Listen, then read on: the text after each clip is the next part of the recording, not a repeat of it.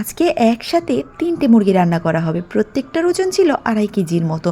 তো প্রথমে প্যানের মধ্যে তেল দিয়েছে, তারপর দিয়েছে 2টা আস্ত রসুন কুচি। আর রসুন কুচিটা দেওয়ার সাথে সাথে দিয়ে দিয়েছে 4-5টা তেজপাতা। তেজপাতাটা মাঝখান থেকে একটুখানি ছিঁড়ে দিয়েছে। এবার অল্প কয়েকটা পেঁয়াজ দিয়ে ভালো করে ব্রাউন করে এগুলোকে ভেজে নেবে। দেন দিতে হবে আস্ত জিরে। জিরেটা দিয়ে একটু ভাজা ভাজা করে নিতে হবে। দেন এখানে অল্প একটু পানি দিতে হবে মশলা কষানোর জন্য। এবার এখানে সিক্রেট মশলা দেওয়া হচ্ছে। সিক্রেট মশলার ডেসক্রিপশন বক্সে পেয়ে যাবেন ভিডিও লিঙ্ক। আর এই মশলাটা একবার বাসায় বানিয়ে রাখলে কিন্তু মাংস টাংস রান্না করতে গেলে কোনো ঝামেলায় পোহাতে হবে না। এবার স্বাদ মতো লবণ দিয়ে দিচ্ছে। ও হ্যাঁ, সিক্রেট মশলাটা কিন্তু আপনারা মাছ দিয়েও রান্না করতে পারবেন। মাছের ক্ষেত্রেও কিন্তু সেমভাবে পরিমাণ করে দিয়ে দিবেন। এবার আদা রসুনের পেস্ট দেওয়া হচ্ছে পরিমাণ করে। এখানে অনেক পরিমাণেই লাগছে, কেননা এখানে চিকেনের সাইজ যেহেতু 2.5 কেজি ওজনের 3টা ছিল, তাই এখানে সব মশলাই কিন্তু বেশি পরিমাণে লাগছে। আমি আর পরিমাণটা বললাম। এইবার মশলা ভালো করে কষিয়ে নেওয়া হবে। আর উপরে যখন তেল চলে আসবে তখন এখানে চিকেন দিয়ে দেওয়া হবে। ও হ্যাঁ, পেঁয়াজ আর কাঁচামরিচটা কিন্তু মশলা কষানো শেষে দিতে হবে।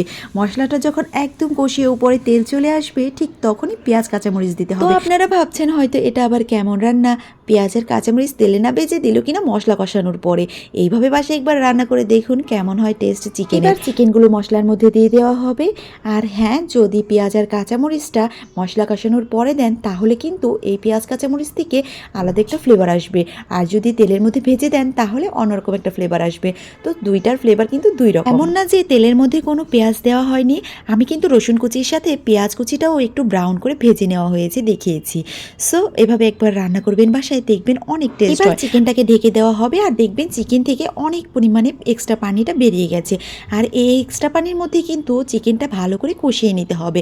এখানে কিন্তু কোনো রকম পানি দেব না, এক্সট্রা পানিতেই চিকেনটা ভালো করে কষিয়ে নেব। আপনারা কিন্তু এই মুহূর্তে কোনো পানি অ্যাড না করেই জল ভালো করে শুকিয়ে নিয়ে চিকেনটাকে একটু ভাজা ভাজা করে কালো ভুনা করে নিতে পারেন।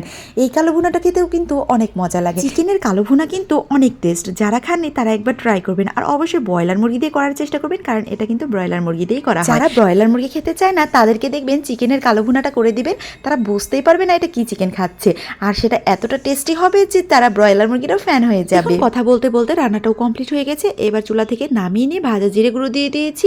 আর হ্যাঁ, দেখুন কত পরিমাণে তেল উঠে গেছে। এই নিয়ে ভাববেন না যে এটাতে তেল দেওয়া হয়েছে প্রচুর পরিমাণে। আপনারা কিন্তু দেখেছেন পরিমাণ করেই তেলটা দেওয়া হয়েছে। আসলে চিকেন থেকে এক্সট্রা তেল বেরিয়ে গেছে যেহেতু অনেক পরিমাণে চিকেন এখানে। সো রান্নাটা অনেক টেস্টি হয়েছিল।